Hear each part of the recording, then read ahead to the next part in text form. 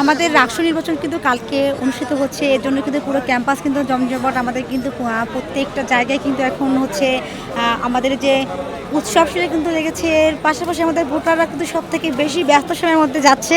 কারণ তারা আসলে আমাদের যে প্রার্থীদের লিফলেটগুলো থেকে কিন্তু তারা আসলে ইশতেহার পড়ে কিন্তু যারা যোগ্য প্রার্থী তারা কিন্তু তাদেরকে নির্বাচিত করছে এবং কাকে ভোট দিবে তারা কিন্তু সেই মানসিক প্রিপারেশন নিচ্ছে। এর পাশাপাশি আমাদের যে রাষ্ট্রকে কেন্দ্র করে মেয়েদের যে পশ্চিম করে হলগুলোতে দেখা দিয়েছে মেহেদি উৎসব, তারা কিন্তু মেহেদিতে কিন্তু তাদের পছন্দের প্রার্থীদের কিন্তু যে ব্যালট নাম্বার সেটা কিন্তু তারা লিখে নিচ্ছে। কারণ আমাদের কিন্তু নির্বাচন কমিশন থেকে কিন্তু বলা হয়েছে যে আমরা কিন্তু লিখে নিয়ে যেতে পারি, আমাদের কিন্তু কোনো ডিভাইস থাকবে না, কিন্তু আমরা কিন্তু প্রার্থীদের যে নাম্বার এত করে নাম্বার যেহেতু মুখস্থ করতে পারবো না, আমরা কিন্তু এই নাম্বারগুলো লিখে নিয়ে যেতে পারি।